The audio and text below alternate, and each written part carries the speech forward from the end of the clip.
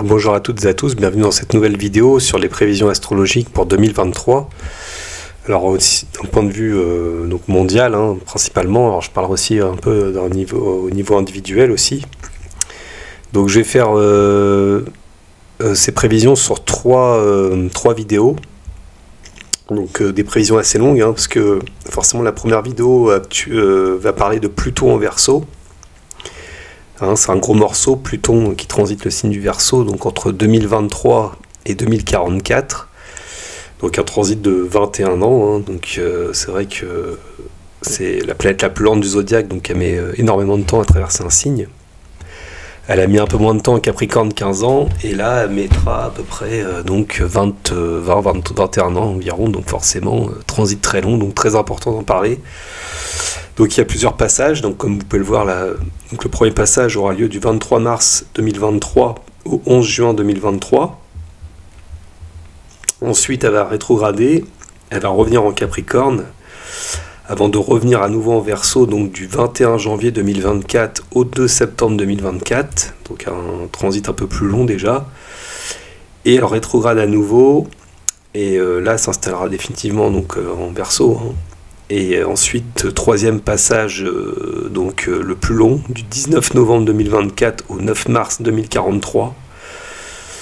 Et elle va sortir donc du Verseau, elle va arriver un peu en Poisson, mais elle va rétrograder, revenir en Verseau, donc pour le dernier passage, donc le quatrième passage du 1er septembre 2043 au 19 janvier 2044. Et après, elle s'installera définitivement en Poisson. Donc voilà, cette planète est très, très lente, comme vous pouvez le voir, donc forcément il y aura beaucoup de choses à dire. Alors déjà, je vais vous parler aussi des transits et des aspects majeurs en 2023, donc forcément là la vidéo va être consacrée exclusivement sur Pluton en Verseau. Donc je vais parler de son premier passage, du 23 mars 2023 au 11 juin 2023. Mais dans une deuxième vidéo, je ferai des prévisions sur Saturne en Poisson, car aussi une planète assez importante, un peu moins lente, mais voilà, qui transitera le Poisson donc du 7 mars 2023 au 15 février 2026. Donc il y aura quand même un impact assez important pendant cette période. Et enfin, dans une dernière vidéo, je parlerai du reste, c'est-à-dire de Jupiter en Taureau, qui sera moins long, qui transite donc le Taureau du 16 mai 2023 au 26 mai 2024, donc sur un an environ, avec des aspects aussi planétaires importants, donc notamment le carré croissant Jupiter-Pluton, qui aura lieu du 16 mai 2023 au 12 juin 2023, mais aussi le sextile de Jupiter et de Saturne du 17 mai au 20 juillet 2023. Elle revient en rétrograde, puis elle revient en fin d'année, en décembre 2023 à nouveau en sextile. On aura aussi le transit du Nonor en Bélier, donc du 18 juillet 2023 au 11 janvier 2025. Et je pourrais parler aussi également de Eris en Bélier avec certains aspects, et aussi la Lune Noire qui sera donc en Lion et aussi en Vierge. Voilà, donc j'aurai l'occasion de revenir sur tous ces aspects. Donc là, je vais parler exclusivement de Pluton. Alors, à savoir aussi que je vous ai mis aussi les éphémérides planétaires pour 2023, c'est-à-dire la progression des planètes, degré par degré dans les signes en question pour 2023. Donc Pluton va traverser du Capricorne au Verseau, donc du 27e degré Capricorne à 0 degré Verseau, tout au long de cette année. Donc comme elle va passer en Mars en Verseau, elle va rester sur le 0 degré du Verseau, elle ne va pas beaucoup avancer, elle va rétrograder, elle va revenir en Capricorne. Donc vous voyez, en gros, Pluton va faire que à peu près 3 degrés, on appelle ça d'orbe, d'arc planétaire, de progression planétaire. Donc elle ne va pas beaucoup avancer, on voit 3 degrés par an environ. Neptune, lui, il sera toujours en Poisson, de 22 à 27 degrés Poisson, à peu près 5 degrés de pas. Uranus, lui, 14 degrés Taureau à 23 degrés Taureau, donc un peu plus d'avancée, et là ça avance de plus en plus. Donc on a Saturne 22 degrés Verseau à 7 degrés Poisson. Jupiter, lui, sera de 1 degré Bélier à 15 degrés Taureau. Donc ça, c'est pour les planètes dites lentes. Ensuite, j'ai un peu séparé, on voit les planètes un peu plus rapides, donc notamment Mars, 8 degrés Gémeaux à 26 degrés Sagittaire, donc il fait carrément presque un demi-cycle. Le nœud nord, donc, il passera donc de 11 degrés taureau à 21 degrés bélier. Lilith, la lune noire, de 29 degrés cancer, donc elle va aussitôt après arriver en lion dès le début d'année, et elle va aller jusqu'au signe de la Vierge, donc à 9 degrés vierge. Chiron, donc lui, 12 degrés à 19 degrés bélier, toujours en bélier, et Eris aussi en bélier, de 23 à 25 degrés du bélier. Voilà, donc ça, on va dire, c'est les planètes principales, hein, les points fictifs aussi principaux. Donc voici un peu un résumé, on va dire, des progressions des planètes. Donc je vais rentrer dans le vif du sujet, donc je vais parler de Pluton en Verseau, hein, alors d'un point de vue notamment mondial, hein, collectif, mais aussi un peu individuel en fin de vidéo, car c'est une planète aussi qui va nous toucher selon notre thème assez fortement, ou plus ou moins fortement. Donc Pluton en Verseau, alors il entre, on a vu, donc en 2023, hein, puis 2024, donc pour une période de 20 ans environ. Donc la dernière fois que Pluton est passé du Capricorne au Verseau, c'était à la fin du XVIIIe siècle, hein, en 1778. C'était à l'aube de la chute de l'Ancien Régime, de la Révolution américaine et de la Révolution française. Alors les humains, ils ont alors osé penser le monde autrement et mettre en place de nouvelles institutions après que le passage de Pluton dans le Capricorne ait ébranlé l'Ancien Régime. Nous étions dans la phase décroissante du grand cycle de Pluton-Neptune, qui est un cycle de 490 ans. Après le siècle des Lumières qui avait éclairé la raison humaine sur la manière de mieux vivre ensemble, nous sommes en revanche dans une phase très différente du nouveau cycle Neptune-Pluton débuté en 1892 en Gémeaux. Une phase de confusion des valeurs où infuse le nouveau paradigme alors que les anciens modèles ne marchent plus et les nouveaux restent à élaborer. Donc je vous renvoie notamment à la vidéo que j'ai faite sur les grands cycles planétaires, voilà, où je parle un peu de ces cycles-là, Neptune-Pluton. Alors le système naturel de domination s'effondre après les 15 ans de transit de Pluton dans le Capricorne de 2008 à 2023. Ce qui semblait naturel et normal à un moment donné se dévoile et tout devient plus clair aux consciences les plus avancées. En fait, les niveaux de conscience se sont élevés et voient les défauts, manquements et inadéquations des structures, donc le Capricorne, qui jusqu'alors semblait adapté. Saturne correspond au niveau individuel aux formes que nous donnons à notre vie en fonction de notre élévation de conscience. Au niveau collectif, Saturne correspond aux institutions collectives que nous établissons pour vivre ensemble. La crise vient lorsque la société est en avance sur tous les modes d'organisation qu'elle s'était trouvée auparavant. L'heure est à la révision de ces formes qui n'ont plus de sens ou s'effondrent. Le rôle de Pluton est de les balayer pour qu'elles soient recyclées et qu'on les renouvelle. C'est le rôle du cycle de Pluton avec Saturne, qui s'est renouvelé en 2020. Tandis que celui de Neptune avec Saturne, qui se renouvellera en 2026 à 1 degré bélier, offre de nouvelles perspectives et idéaux, voire idéologies. Et que celui d'Uranus avec Saturne, qui se renouvellera en 2032 en Gémeaux, permet à des groupes sociaux d'établir de nouveaux fondements, sur la base d'une conscience commune, que l'on peut nommer à la suite de Charles Vouga un groupe. D'aucuns voudraient voir dans ce passage de Pluton dans le Verseau une sorte d'entrée triomphale dans l'ère du Verseau dans laquelle il se croit déjà, mais plusieurs étapes sont nécessaires pour sortir de la confusion des valeurs et poser le nouveau paradigme. Le passage de Pluton en Verseau risque d'abord d'entraîner des déstructurations et des grands nettoyages, à l'image du travail d'Hercule dans le Verseau consistant à nettoyer les écuries d'Augias avant de penser et construire les fondements nouveaux, peut-être à partir de 2039-2040, lors des premiers carrés Neptune-Uranus. Rappelons-nous que lorsque Pluton est entré dans le Lion, donc le signe opposé du Verseau, nous étions au seuil de la Deuxième Guerre mondiale. Est-ce la fraternité ou la mort ? Ces trois cycles, entre les transpersonnels et Saturne, sont la clé des défis qui sont posés à l'humanité. Se renouvelant entre 2020 et 2032, ils incitent les plus avancés en conscience à éclairer résolument le chemin vers les bifurcations radicales nécessaires alors que les tenants de l'ancien ordre sont prêts à tout pour le maintenir au prix d'une guerre mondiale comme au XXe siècle. Le cycle Saturne-Pluton de 2020 en Capricorne a sonné l'écroulement de l'ancien ordre impérialiste, consumériste, paternaliste et dominateur. Le cycle Saturne-Uranus a connu les carrés décroissants entre 2020 qui se prolongent en 2022 avant qu'il ne se renouvelle en 2032. Il permet aux plus lucides de capter et préparer l'horizon de son renouveau en 2032 en Gémeaux. Enfin, le cycle Saturne-Neptune de 1989 va vers son renouvellement en 2026. Ce cycle de manifestation d'une utopie a correspondu au XXe siècle au développement de l'utopie communiste. Mais l'URSS, qui en était une de ces manifestations, s'est démantelée justement à partir de 1989 et l'effondrement du mur de Berlin, sans qu'une autre forme d'utopie ne prenne sa place. Seule l'idée aberrante que nous en étions arrivés à la fin de l'histoire a tenté de s'imposer. La guerre en Ukraine est une suite de l'effondrement de l'ancien ordre bipolaire sans qu'aucune utopie n'ait réussi à s'imposer. La guerre en Ukraine de 2022 met une lumière crue sur le nouvel ordre géopolitique mondial qui peinait à émerger depuis l'effondrement de l'URSS. Après la bipolarité Est-Ouest, voire communisme-capitalisme, ou communisme-démocratie, reviennent les spectres des empires et des nationalismes autoritaires ou autres gouvernements de nature aussi mafieuse qu'oligarchique face auxquels l'Occident n'oppose jusqu'alors que des formes démocratiques molles ou des discours moraux et incantatoires pourvu que le business continue.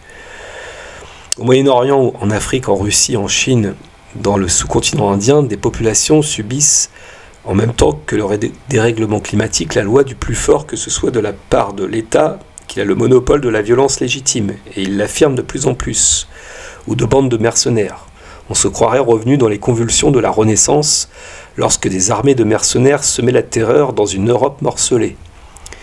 La perspective astrologique alliée à l'histoire peut nous en donner une vision optimiste si l'on sait que nous sommes dans une période analogue à la Renaissance, mais d'une portée bien plus considérable puisque nous sommes à l'aube de l'ère du Verseau, et donc dans une perspective de création d'une unité mondiale autour des valeurs de liberté, équité et fraternité. Alors que le projet du cycle de la Renaissance consistait à créer des États-nations, des États de droit, et à poser des valeurs humanistes. L'utopie d'une humanité unie au-delà des nations et avec toutes les règnes de la nature, à laquelle nous avons modestement donné le nom d'écologie, mais qui a une dimension tellement plus grandiose, réussira-t-elle à s'imposer et à nous amener à une bifurcation radicale pour vivre en toute fraternité, en partageant équitablement les ressources? Comme à la Révolution, nous sommes au pied du mur. C'est la fraternité ou la mort. Donc voilà, j'ai fait une petite introduction sur Pluton en Verseau, à travers l'histoire, avec avec un parallèle avec d'autres cycles planétaires.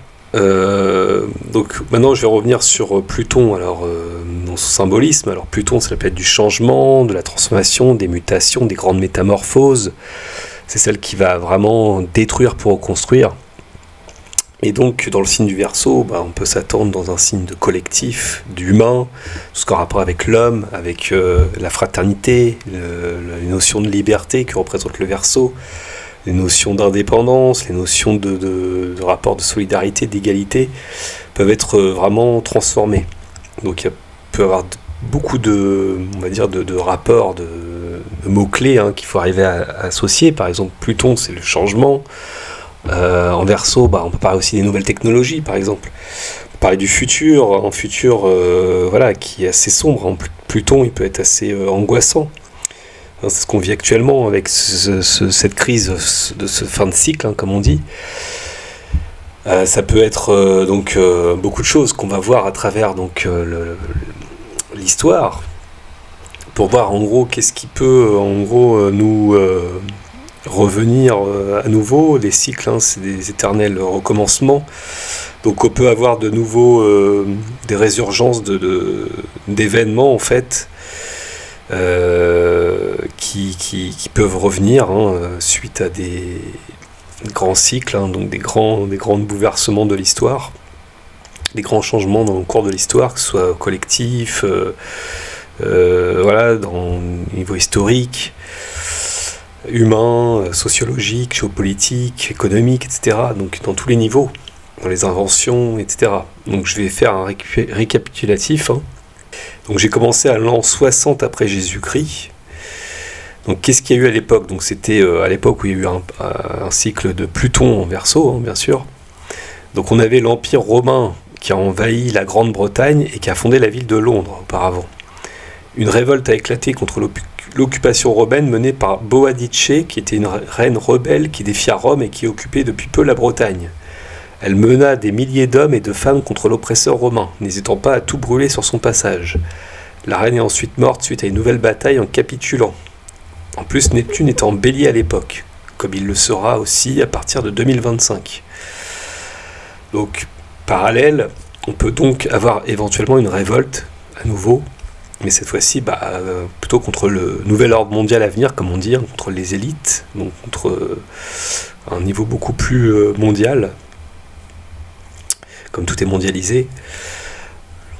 Donc voilà, donc c'est un exemple. Donc on voit qu'il y a des similitudes, hein. On a Pluton en Verseau, on aura Neptune en Bélier aussi à partir de 2025, donc c'est à suivre. Ensuite, entre l'an 305 et 329 après Jésus-Christ, on avait l'empereur Constantin qui a décidé de se convertir au christianisme en 312 et il fut impliqué dans l'édit de Milan en 313.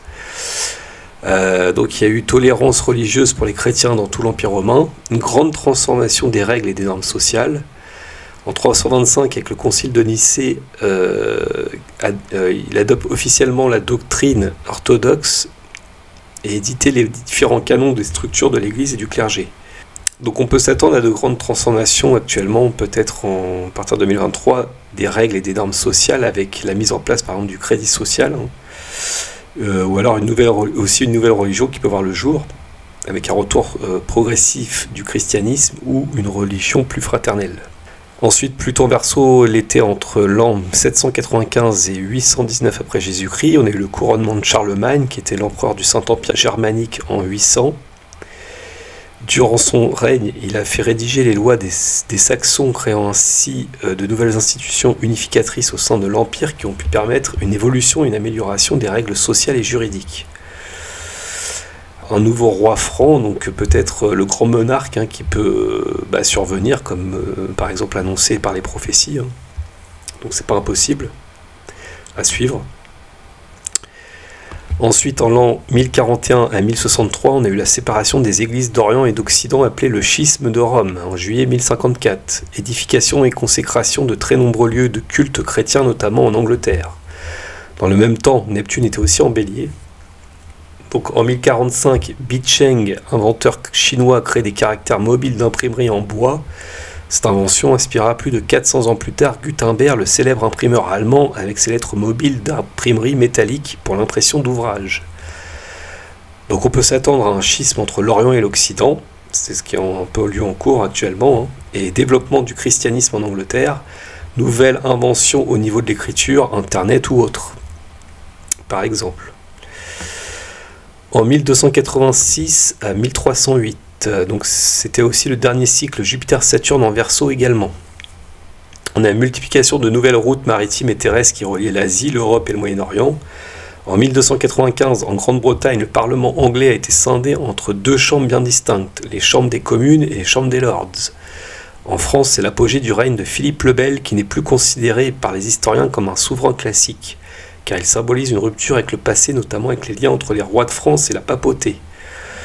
Donc on peut s'attendre à une multiplication de nouvelles routes maritimes entre l'Asie, l'Europe et le Moyen-Orient, ce qui est un peu le cas avec les routes de la soie par exemple, qui se mettent en place de plus en plus. Et également, encore une fois, nouveau roi ou monarque qui peut symboliser une rupture avec la papauté. En plus, dans les prophéties, on serait à la fin de la papauté d'ailleurs. Donc en 1532-1553, on aura également Neptune en Bélier, il y a eu Neptune en Bélier qui le sera comme donc à partir de 2025. Il y a eu l'excommunication d'Henri VIII, le roi d'Angleterre, par le pape Clément VII. Cet événement était l'origine de l'église anglicane. En France, Jean Calvin a débuté son projet de réforme protestante à partir de 1532. Nostradamus créa ses fameuses centuries regroupant ses prédictions et ses prévisions astrologiques, mais ils ne seront publiés que sous le transit de Pluton en Poisson. Copernic a exposé sa théorie héliocentrique du système solaire en 1543. Fort développement de la taille transatlantique de la traite des esclaves africains et l'invasion de l'Empire Inca en Amérique du Sud en 1530 par les conquistadors espagnols. Donc on peut avoir à partir de 2023 un schisme religieux, réforme de l'Église et aussi des nouvelles découvertes astronomiques et aussi invasion et des conquêtes, pourquoi pas, si on suit ce schéma. Entre l'an 1777 et l'an 1797, donc Pluton en Verseau, ainsi que Uranus qui était en Gémeaux et qui le sera également donc en 2025. donc, comme en 1774 et 1782.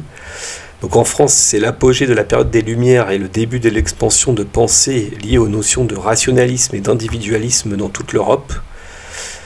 Alors on peut s'attendre donc à une période de pensée unique qui peut se généraliser par exemple via la propagande médiatique qu'on a actuellement mais qui peut se développer.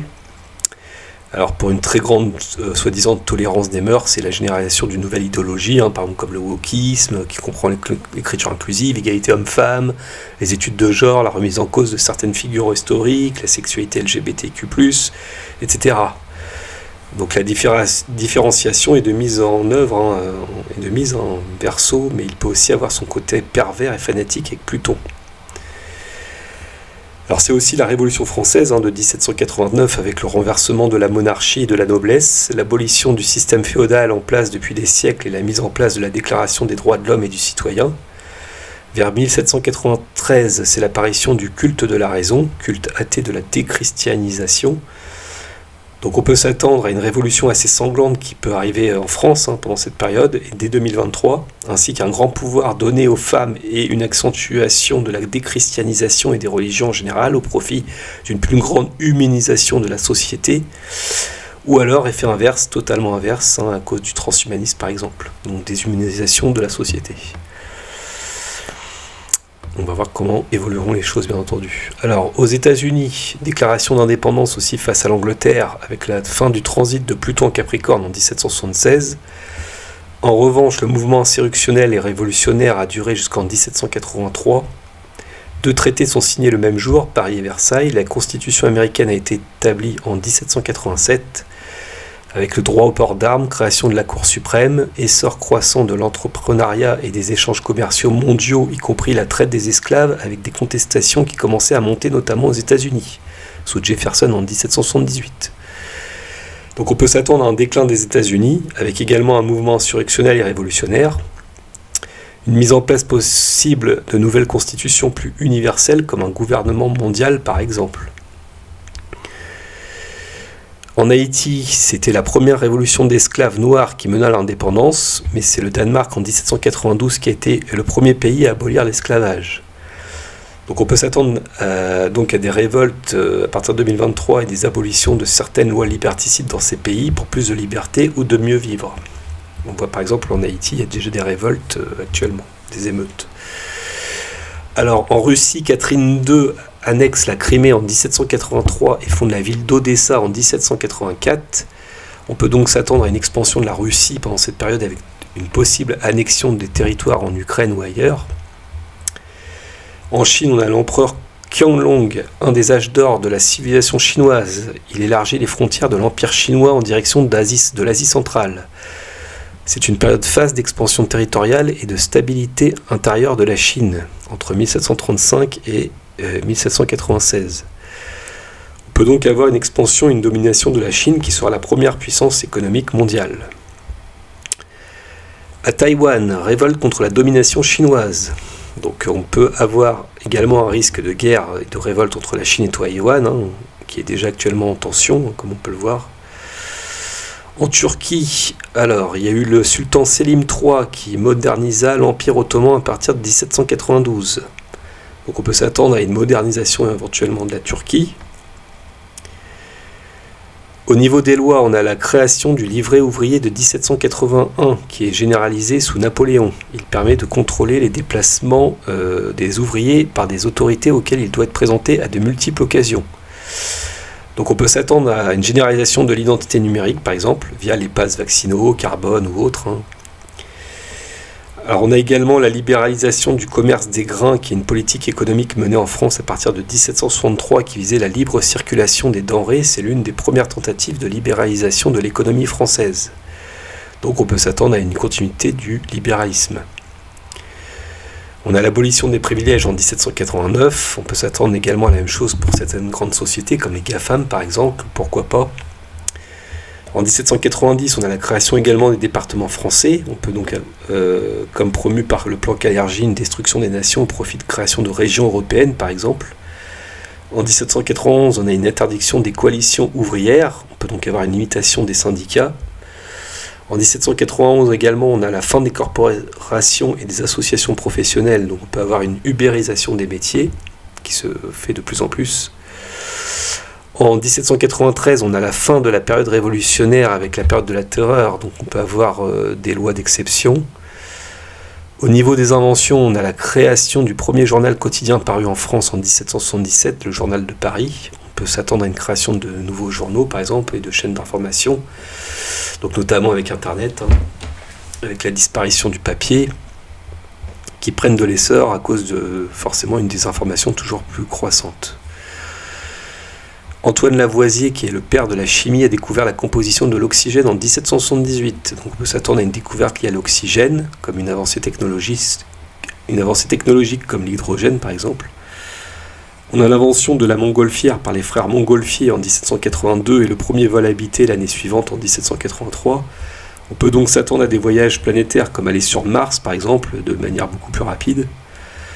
En 1783, on a l'accélération de la révolution industrielle avec entre autres la création du bateau à vapeur. On peut donc avoir des moyens de transport plus rapides grâce encore une fois à l'hydrogène par exemple.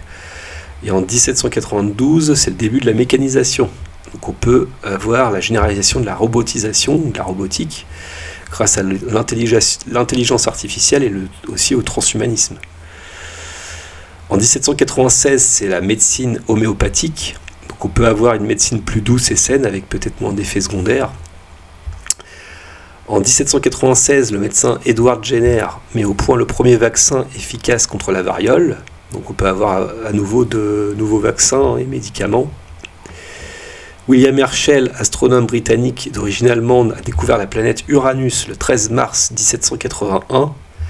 Donc on peut faire une découverte planétaire par rapport à cette planète ou d'autres planètes ou extraterrestres en rapport avec l'univers tout simplement. En 1781, John Mitchell élabore la première théorie des trous noirs dans l'espace en se servant des lois de Newton sur la gravitation. Donc on peut avoir une nouvelle théorie ou découverte sur les trous noirs dans l'espace aussi, pourquoi pas. Le 7 avril 1795, c'est la convention que officialise le système métrique afin de remplacer les unités locales par une unité de mesure universelle. Donc on peut avoir une nouvelle unité de mesure universelle par exemple. Kant a publié aussi sa critique de la raison pure en 1780, texte qui a inspiré les révolutions américaines et françaises. Donc on peut avoir une nouvelle propagande ou critique d'un auteur qui se démarque et se fait connaître. On a aussi une période unique au niveau musical. Trois très grands compositeurs ont œuvré au même moment, Haydn, Beethoven et Mozart, donc musique novatrice pour l'époque. Donc on peut avoir une révolution musicale avec de nouveaux artistes et de nouvelles musiques. Alors voilà pour le petit comparatif historique. Donc on va voir si ces événements risquent de se répéter. Sinon, alors il faut savoir aussi que donc quand Pluton va transiter en Verseau en 2023, le 23 mars. Pluton en Verseau, la planète qui maîtrise le Verseau, c'est Uranus. Donc Uranus aura sans doute une importance particulière. Peut-être qu'il y aura beaucoup plus d'importance à ce moment-là. Donc je pense notamment au niveau écologique, au niveau économique. Parce que Uranus en Taureau, ça peut exprimer des modifications aussi, des changements, mais plus d'un point de vue assez soudain. Que Pluton, ça se fait vraiment dans le temps, c'est des changements vraiment imperceptibles, ça se fait progressivement en fait. Qu'Uranus, voilà, il peut y avoir des événements déclencheurs. Donc on nous parle par exemple de la monnaie numérique, c'est pas impossible que ça commence à se mettre en place. Alors c'est prévu, on a déjà une monnaie plus ou moins numérique, mais qu'à partir de 2025, la monnaie sera totalement numérique, soi-disant. Alors ça correspondra à la fin du passage d'Uranus en Taureau, le temps que ça se mette en place. Et je pense que quand Uranus sera en Gémeaux, ensuite, dans le signe suivant, là, ça peut commencer à avoir un commerce par rapport à cette monnaie numérique. Le Gémeaux, c'est le commerce et les échanges. Donc voilà, à voir. Alors Uranus en Taureau, c'est aussi la nourriture. Il peut y avoir aussi des changements d'alimentation. On veut nous faire bouffer des insectes, moins manger de viande, des choses comme ça. Donc encore une fois, à cause des pénuries, parce qu'il ne faut pas oublier que Saturne, c'est aussi le second maître du Verseau, par tradition. Il sera en Poisson, alors on parle de pénurie peut-être dans les magasins de nourriture, mais aussi d'eau. On nous a prévenu que l'eau pourrait manquer. Donc Saturne en Poisson, ça représente aussi beaucoup ça. Alors, Saturne, c'est les manques, les pénuries, donc en Poisson, signe de l'eau par excellence, de la vie. Donc la nourriture et l'eau, quoi. Donc on y est déjà dedans, mais peut-être que ça peut continuer en fait, s'aggraver, malheureusement. Donc il va falloir trouver d'autres modes. On va nous inventer, voilà, ils vont venir en tant que, on va nous proposer un système alternatif de se nourrir et de manger autrement. Donc c'est les ressources, le taureau. Voilà, il y a tout ça. Voilà, donc on va voir l'argent numérique, se nourrir autrement, en gros vivre autrement, quoi. C'est déjà un peu le cas, mais on nous prépare déjà avec les pénuries énergétiques, mais ça peut continuer malheureusement. Donc on verra en fonction de l'évolution de l'actualité.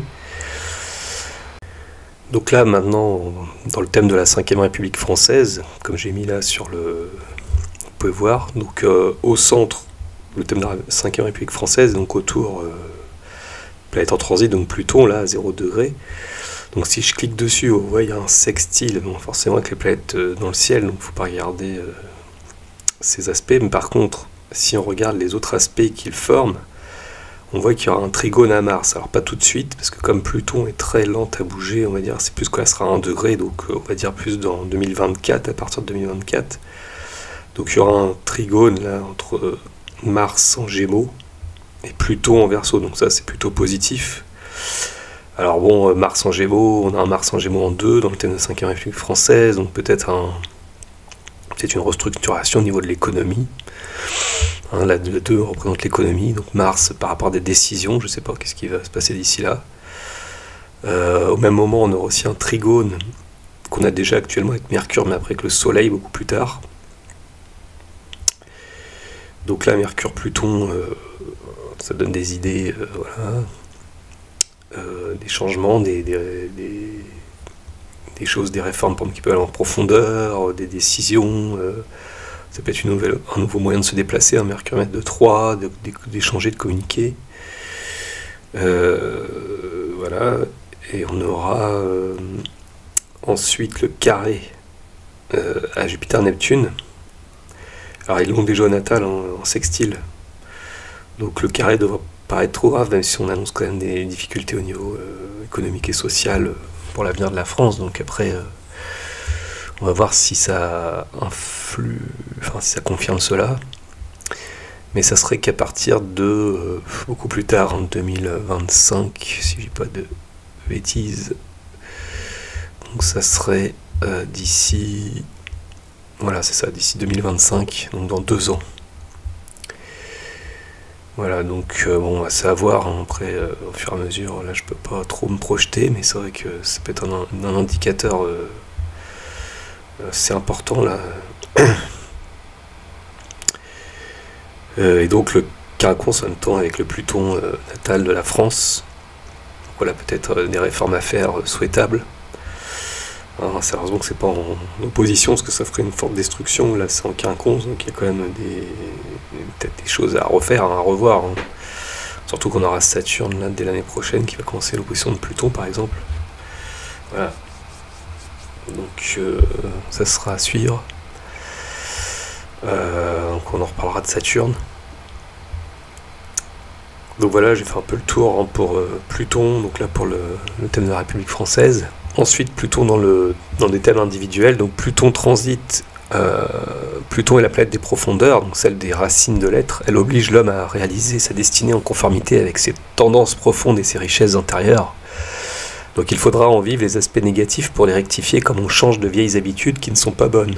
On pourra ensuite réaliser ce qu'il contient de meilleur, car c'est seulement après s'être délivré des chaînes négatives que l'on peut faire grandir la meilleure face de soi-même. Pluton oblige à une opération vérité, dénouer les nœuds de sa personnalité en allant jusqu'aux racines matérielles de l'être ou détruire une structure quelconque. Il nécrose pour régénérer et reconstruire sur de nouvelles bases en rapport avec le signe et la maison dans lequel il est dans le thème natal. Dans une vie, Pluton parcourt entre un quart et une moitié du zodiaque. Depuis quelques années, il se rapproche de la Terre dans l'ellipse qu'il suit et sa course s'accélère. Dans chaque vie, il ne parcourt donc que quelques maisons qui deviennent en quelque sorte son champ d'action. Il faut donc noter les domaines où doit s'exercer le travail qu'il nous oblige à accomplir. Pluton est la planète de la prise de conscience, son influence est forte dans les signes d'eau. Ces transits, même s'ils se manifestent par des événements extérieurs marquants, ont un impact encore plus grand au niveau intérieur, une force dont on ne perçoit l'intensité que beaucoup plus tard, lorsqu'elle s'est éloignée. Pluton en transit est la planète qui met en place la destinée.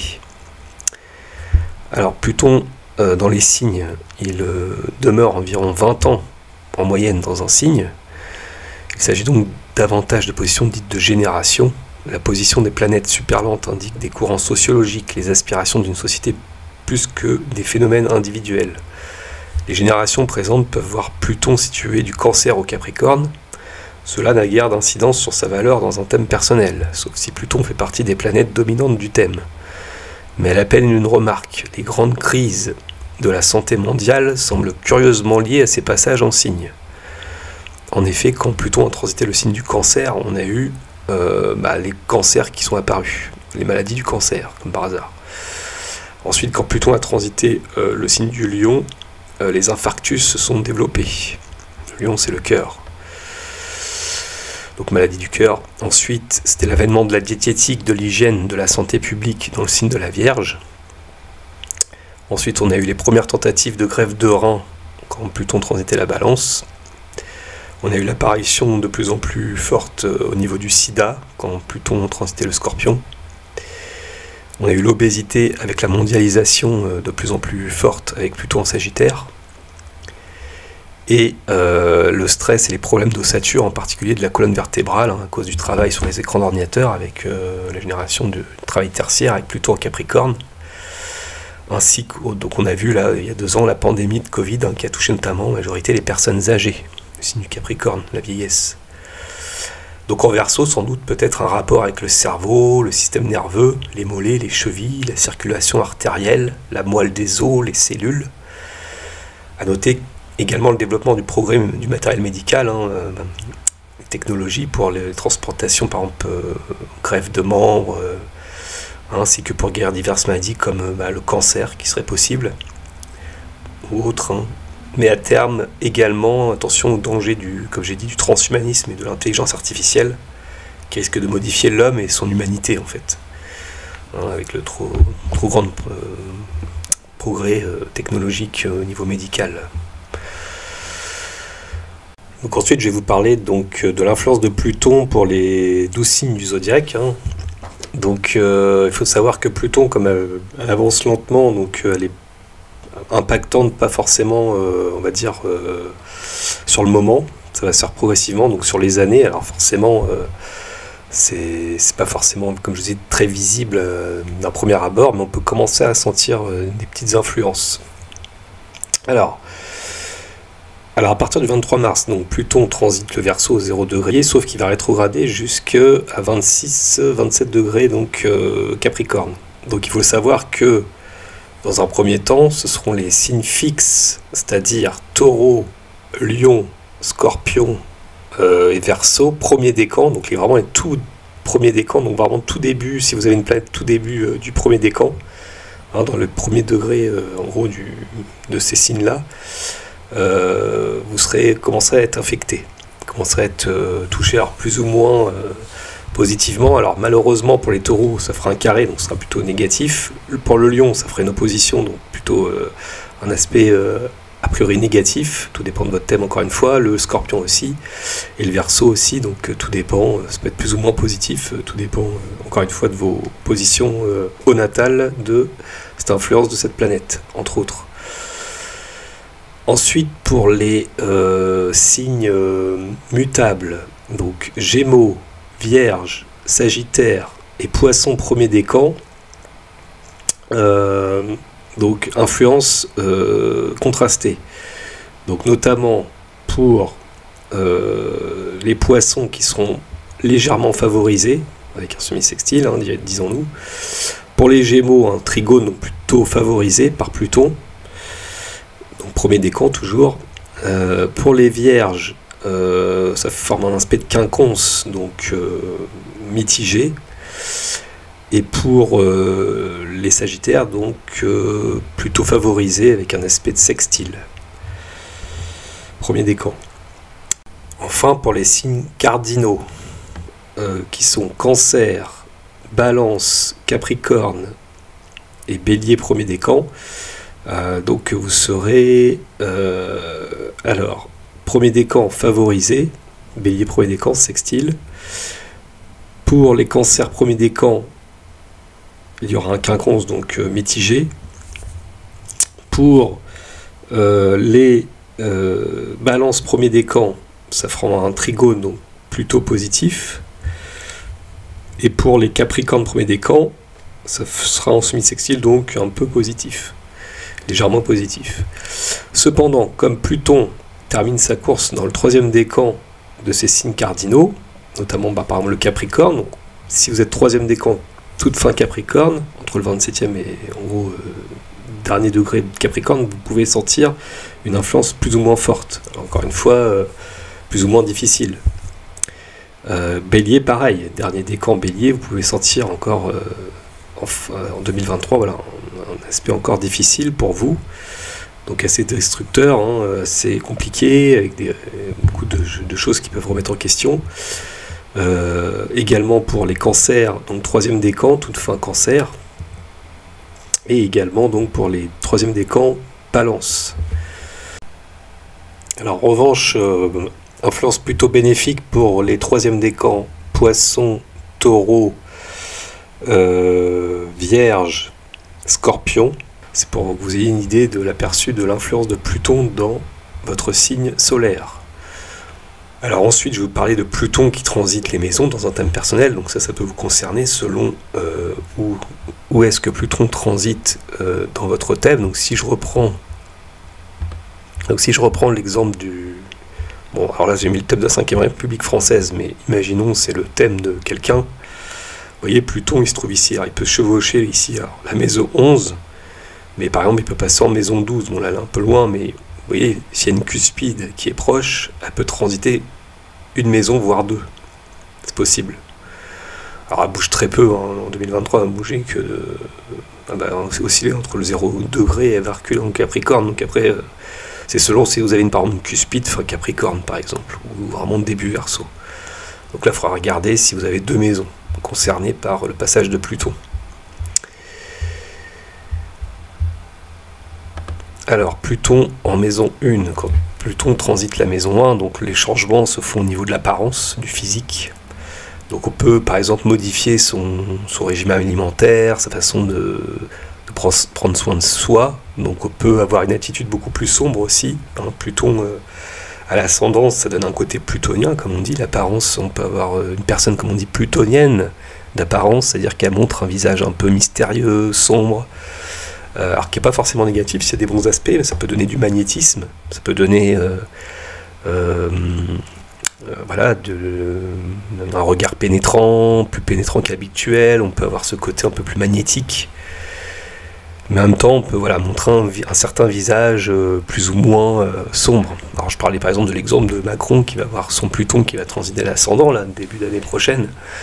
Donc on va voir, comme j'ai dit, son vrai visage, par exemple. On verra peut-être son masque, parce que dans la tradition, Pluton, c'est Hadès, le dieu des enfers, il mettait le masque du chien, là, le masque d'invisibilité. Alors c'était un casque, plutôt, le casque de Pluton. La cunée, comme on appelle la cunée. Il est souvent représenté avec un casque en peau de chien offert par les cyclopes qui le rend invisible, qu'il n'enlève jamais. Donc du nom de cunée, il est souvent représenté avec un sceptre, la corne d'abondance et son arme, la lance à deux dents, le bidon reçu durant la titanomachie. Bon, ça c'est pour la petite anecdote mythologique. Après je pourrais développer Pluton, mais on va pas faire un cours d'astrologie sur Pluton. Là, c'est pour vous parler des transits vraiment dans les maisons. Donc, c'est vrai que Pluton à l'ascendant, voilà, ça peut vraiment par un changement d'apparence. Donc, on peut, par exemple, décider de faire un régime alimentaire. Enfin, ça bouleverse complètement notre physique. Alors, plus ou moins fort, forcément, selon les degrés inspectés, enfin, les aspects inspectés, etc. Après, dans les mauvais côtés, on peut développer par une maladie de la peau, physique, c'est la santé un peu, la maison 1 quand même, c'est le physique, le corps, donc attention aussi aux aspects qu'il peut y avoir, hein. On peut se sentir beaucoup plus complètement, par exemple, détruit l'intérieur, du burn-out, des choses comme ça, Après, il faut voir les autres planètes, hein. C'est très général, il faut voir s'il y a d'autres aspects du thème qui influent cela. Si c'est soutenu par d'autres aspects, ça devrait se résorber, mais voilà, tout dépend en gros mais c'est surtout le côté apparence qui aura un rôle à jouer, qui aura une incidence.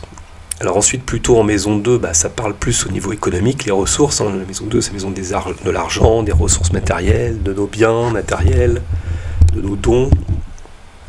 Donc on peut avoir des modifications importantes dans ce domaine. Donc on peut vraiment changer de vie, par exemple, hein, et du coup, au niveau matériel, on peut soit se développer, soit périr, enfin perdre de plus en plus dans ces domaines, avoir une crise dans ces domaines. Donc ça peut être des faillites bancaires, des choses assez difficiles à vivre. Donc encore une fois, selon les aspects que procurera Pluton avec les autres planètes de votre thème. Voilà, donc c'est un passage assez long. Ça peut parler aussi de l'alimentaire, la maison 2. Ça peut parler de nos dons, on peut se découvrir des dons, on peut puiser au fond de nous-mêmes, rechercher, vous voyez, plutôt en profondeur. Donc on peut puiser dans nos ressources pour faire émerger des dons créatifs, par exemple, ou autres. Donc souvent, c'est plutôt en rapport avec l'argent, quoi. Donc il y a tout à revoir, hein, revoir complètement son système de valeurs, etc. Plutôt en maison 3, ça va parler des contacts, des échanges, de la communication, des voyages, enfin des petits déplacements. Donc plutôt en maison 3, on peut avoir un rapport avec les frères et sœurs, l'entourage, les proches, les voisins, qui commencent à se modifier de plus en plus. Ça peut être des complications, des crises avec ces entourages, ou alors il y a quelque chose, une modification positive qui sont en profondeur, des rapprochements. Donc voilà, on peut avoir une nouvelle manière de se déplacer. On peut s'adapter sur une nouvelle façon d'échanger, de se déplacer, de penser autrement aussi. Mercure, la maison 3, c'est la maison du Gémeaux et de Mercure, donc par rapport à l'intellectualité, donc le côté intellect, je veux dire. Donc on peut se sentir beaucoup plus... par exemple, aller en profondeur, c'est bien par exemple pour des séances de psychanalyse, de recherche, en profondeur, prendre des métiers qui vont en profondeur dans la recherche, dans tout ce qui est intellectuel. Voilà, donc ça peut être plein d'exemples, mais voilà, tout ce qu'on n'a pas avec le mental, les échanges, c'est vraiment, ça peut être positif comme aussi destructeur, hein, selon les aspects, encore une fois. Donc ça peut être des maladies mentales, vraiment des choses sombres qui peuvent nous arriver, cancer du cerveau, que sais-je. Vous voyez, donc c'est voir les idées en noir, mais voilà, tout dépend encore des aspects. Alors plutôt en 4, là ça parlait de la famille, de nos racines, de tout ce qui est en rapport avec nos aïeux, notre hérédité, donc le foyer aussi. Donc plutôt en 4, on peut souvent changer de vie au foyer, avoir des crises au niveau du foyer, crise familiale, des gros problèmes au niveau de la famille. En même temps, on peut se rapprocher, avoir une modification de nouvelle maison, vivre dans un autre lieu de vie qui change complètement un peu sa vie, quoi. On est dans un nouveau lieu, une nouvelle région, par exemple, c'est possible. Donc ça peut avoir un lien avec un déménagement, par exemple. Encore une fois, il faut voir les aspects de votre thème pour confirmer cela, infirmer ou confirmer. Donc voilà, tout dépend encore une fois des aspects. Alors plutôt en 5, lui, ça va parler plutôt de côté affectif. Donc là, il peut y avoir un changement profond au niveau des amours, de notre créativité. On peut se réveiller des talents, encore une fois, des talents créatifs. On peut avoir une relation avec des enfants qui changent, dans le bon comme dans le mauvais. Forcément, tout dépend des aspects. Il y a toujours une notion vraiment de transformation profonde avec Pluton, donc ça se fait dans le temps. Alors ça peut être des crises amoureuses, affectives, qui durent et qui se résoudront que peut-être à la fin du dernier passage de Pluton dans cette maison, ou à la fin d'un aspect difficile, par exemple. Pluton en 6 va parler plutôt de notre quotidien, notre travail quotidien, de nos obligations, de nos services, de nos rapports avec le travail, de tout ça, de la santé, l'hygiène. Donc plutôt en 6, ça peut donner un peu de modification de son train de vie habituel, de ses habitudes. Donc on peut modifier certaines choses dans son travail quotidien, dans ses habitudes. On peut être plus attentif à sa santé ou avoir des petits soucis de santé, où il y a besoin de faire plus de de contrôle, de revoir certaines choses, faire des examens par exemple, ça peut être positif à ce moment-là. Donc tout dépend encore une fois des aspects. En bon aspect, on va s'améliorer sur ce plan-là. Sur un mauvais aspect, on risque d'avoir des problèmes soit de santé, soit au quotidien, du travail, difficulté à s'adapter dans un milieu professionnel par exemple. Problème entre les services, les subordonnés, les domestiques, etc. Donc avec des collègues, etc. Plutôt en maison 7, voilà, donc relation aussi avec les autres, donc surtout en rapport avec l'autre, le couple en général, mais ça peut être des collaborateurs. Donc, tout ce qui représente ce qui a face à soi, donc les autres, d'une manière générale, on peut avoir des crises avec eux. Donc attention au divorce ou à des phases assez difficiles sur le plan du couple. On peut tomber sur un partenaire un peu manipulateur avec un plutôt en 7, on peut tomber sur...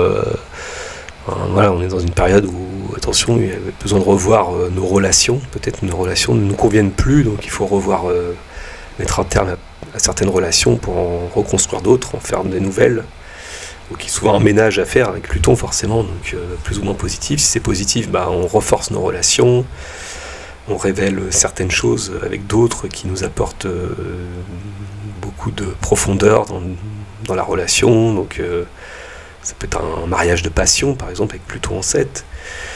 Il y a toujours une notion de quelque chose d'authentique, de profond qui se passe avec Pluton. Ça révèle ce qui est la substance antique moelle, ce qui a besoin d'être nettoyé, ce qui a besoin d'être important, mis en valeur. Donc voilà, c'est plus ou moins... Attention aussi au contrat, on peut avoir des difficultés, des contrats... ça peut être des manipulations par d'autres, des contrats qu'il ne faut pas signer, par exemple, qui peuvent être dangereux si c'est mal inspecté, mais en bon aspect, ça peut être des contrats qui vont nous changer la vie. S'il y a toujours, par exemple, un contrat de travail, par exemple, ou autre, qui peut changer carrément notre relation avec notre destinée, par exemple. Alors, ce serait plus en 10 par rapport à, on va dire, la carrière professionnelle, mais en 7, voilà, ça peut être aussi des contrats par rapport à des affaires de justice, pourquoi pas, etc. Plutôt en maison 8, alors là, c'est la planète qui est dans sa maison, maison 8, c'est la maison du Scorpion, donc maîtrisée par Pluton. Donc il y a une affinité entre la planète et la maison, donc là, il y a des transformations encore plus profondes qui viennent souvent affecter un individu. Souvent qu'un Pluton en 8, on a vraiment une crise profonde à traverser, des changements profonds à traverser. Alors après, tout dépend de ce que va maîtriser aussi Pluton. Il faut voir aussi le système des maîtrises. Donc si par exemple Pluton maîtrise une autre maison, si c'est par exemple la 5, ça va concerner l'affectif, ça va concerner la 10, ça va être le travail, etc. Donc voilà, après ça resterait subjectif. Donc Pluton en 8, ça peut parler surtout d'argent, de crise au niveau financière, sexuel, héritage, tout ce qu'on a rapport avec ces domaines-là. Donc voilà, tout dépend encore une fois de votre thème, donc plus ou moins positif selon les aspects, encore une fois. Pluton en 9 concerne vraiment les idéaux, les voyages, ça parle aussi de la justice, des lois, de notre manière d'appréhender la vie, de concevoir le monde, on va dire. Donc Pluton en 9, voilà, on peut revoir un peu cette façon de voir la vie, de philosopher. On a nos conceptions et nos idées un peu philosophiques qui sont remises en question pendant cette période. C'est vrai que ça peut être plus ou moins long selon la durée du transit et des aspects qu'il forme avec les autres planètes. Donc s'il y a un mauvais aspect, voilà, on peut revoir complètement sa manière de voir les choses. Par exemple, si c'est dans une relation de couple, dans une relation d'échange, de travail, donc on peut avoir vraiment une autre façon de voir les choses. Donc ça reste comme ça. Après, ça peut être aussi des voyages qui peuvent être dangereux avec Pluton. Attention aux déplacements, des voyages qui peuvent être tragiques, des déplacements, mais aussi des voyages, c'est en bon aspect, on va dire plutôt des voyages qui peuvent modifier une vie. On peut par exemple rencontrer, une personne étrangère et on part vivre à l'étranger, ou c'est un exemple, ça peut être plein de choses, mais c'est vrai que ça peut modifier en profondeur notre existence, notre façon aussi de voir les choses. Donc voilà, très important. Ça parle des hautes études aussi, mais la maison 9, la justice, donc il peut y avoir encore une fois peut-être soit des bons ou des mauvais aspects forcément par rapport à ces domaines. Pluton en 10, donc la carrière professionnelle, donc là on peut modifier vraiment notre façon de travailler, d'avoir des objectifs complètement différents, de prendre une nouvelle direction de vie. La maison 10, forcément, comme ça impacte la carrière, on dit que ça impacte aussi la destinée. Forcément, si on change de voie, on n'a plus du tout la même vie. Il y a des gens, par exemple, qui vont quitter leur travail, je sais pas moi, dans des bureaux pour faire vraiment quelque chose qui n'avait rien à voir, aller à la campagne, être fermier, je dis n'importe quoi. Mais vous voyez, donc ça va modifier carrément sa vie professionnelle, donc sa destinée, qu'il n'aura pas forcément eu la même vie s'il était resté à Paris, par exemple, intramuros, avec les embouteillages, etc., et puis vivre dans un cadre complètement différent qu'il n'aurait jamais pu croire vivre auparavant. Peut-être quelqu'un qui était matérialiste par à la base, qui devient beaucoup plus détaché de tout ça, et peut-être par beaucoup plus spirituel. Donc une opération qui a pu se faire déjà en amont avec le passage de Pluton en 9, déjà on voulait peut-être autre chose, une vision un peu différente, et Pluton en 10 va amener, on va dire, concrétisation de manière plus concrète, réelle, dans la matière. Donc Pluton en 10, voilà, on passe à l'acte, on peut changer vraiment de voie, ça peut être une reformation, une formation pour un autre, voilà, on change d'orientation par exemple, professionnelle forcément, donc voilà, donc un passage très important, Pluton en 10. Pluton en 11, ça va concerner tout ce qui est en rapport avec le collectif, les amis, les projets. Donc tous ces domaines-là peuvent être modifiés, donc il peut y avoir de nouveaux amis qui changent profondément la vie, ou alors on doit mettre un terme à certains amis, certains cercles sociaux, certains groupes, c'est tout ce qui a rapport avec les groupes, le collectif, des projets aussi. Ça peut être des projets plus ou moins positifs ou tragiques, donc encore une fois, attention à ce qu'on élabore dans le futur, ce qu'on veut mettre nos projections au futur. Voilà, donc c'est surtout en rapport avec ce qu'on a rapport avec la société, la maison 11, c'est tout ce qu'on a rapport avec la société, le groupe, les collectifs. Donc si on est dans un lieu où on est dans du collectif, par exemple, ça peut être important de voir un peu quelles modifications il y a à faire ou qui commencent à survenir à ce moment-là. Et Pluton en 12 parle de tout ce qui est en rapport avec la vie intérieure, tout ce qui est les secrets, tout ce qui est en rapport avec les épreuves de la vie, tout ce qui est les non-dits, tout ce qui est un peu spirituel aussi. Alors, on peut être dans une phase d'introspection profonde, par exemple avec Pluton, on remet en question vraiment toute notre spiritualité, toute notre vie intérieure, donc on peut se sentir vraiment complètement en état de modification avant que Pluton, à l'ascendant, fasse naître un nouveau soi, en fait, où on voit les choses un peu différentes. Donc après, ça peut être un peu abstrait, forcément, selon cette maison, selon certaines maisons, comme la 9, la 12, c'est un peu abstrait, mais tout dépend après que maîtrise Pluton. Par exemple, si Pluton maîtrise votre 7 en 12, il peut y avoir une crise de couple, des relations cachées dans le couple, qui a besoin de peut-être se terminer ou de passer à autre chose, ou de vivre des choses profondes d'une manière un peu cachée. Après, tout dépend de la vie de chacun, vous voyez. Donc c'est important aussi d'avoir un échange, comme je dis toujours, en astrologie avec le consultant pour beaucoup mieux percevoir en fait et cerner un peu la vie. Alors oui, forcément, il y a un côté psychologique dans l'astrologie, mais c'est pour être guidé. C'est pas pour manipuler dans le sens négatif. On voit toujours, oui, les voyants ou les astrologues, il faut le moins en dire, parce que sinon ils peuvent nous manipuler. Mais non, c'est pas manipuler, justement, c'est essayer de nous éclairer, pour justement être au plus juste dans ce que nous on peut dire, parce que ça reste un peu abstrait, on essaye de voir un peu les énergies, et plus on a la vie de la personne, plus c'est un peu plus, on va dire, évident pour nous de peut-être affirmer certaines choses. Donc c'est important aussi un échange entre les individus, il ne faut pas que ça reste quelque chose de hyper mystérieux, après c'est au choix de chacun. Si la personne ne veut pas dire, par exemple, sa vie personnelle, je le respecte, je ne force personne à raconter sa vie, mais c'est vrai que ça peut être une aide quand même pour un astrologue. Alors ça va rester peut-être un peu abstrait ou en surface, mais du coup ça peut parler quand même à certaines personnes du coup. Si je commence à dire plutôt en maison 12, voilà, dans une période où vous avez besoin de vous retrouver, de vous ressourcer profondément, parce que vous voulez autre chose, quelque chose qui vous convient plus, mais ça prend du temps. Et si je regarde les maîtrises, par exemple, si je vois que plutôt maîtrise, par exemple, la 7, je vais dire, dans le couple, il y a des choses qui vont plus, par exemple. Ah oui, c'est vrai. Voilà, donc on peut aussi arriver à deviner certaines choses, c'est pas toujours simple, mais c'est vrai que comment dire, ça permet aussi d'être guidé, comme on dit. Pour pas non plus que ça soit trop abstrait, hein, ça permet aussi d'avoir un échange et c'est important. Voilà, donc bon, bah, j'espère que j'ai été assez clair. J'ai fait le tour hein, pour Pluton, donc vidéo très longue forcément. Donc la suite sera sur Saturne, hein, forcément Saturne en Poisson. J'espère que cette vidéo vous a plu, donc si c'est le cas, n'hésitez pas à liker, partager, vous abonner comme d'habitude. Vous pouvez bien sûr me consulter si vous le souhaitez, donc vous avez tout le descriptif sous la vidéo. Voilà, donc écoutez, je vous remercie et je vous dis à bientôt pour une prochaine vidéo. Portez-vous bien, au revoir.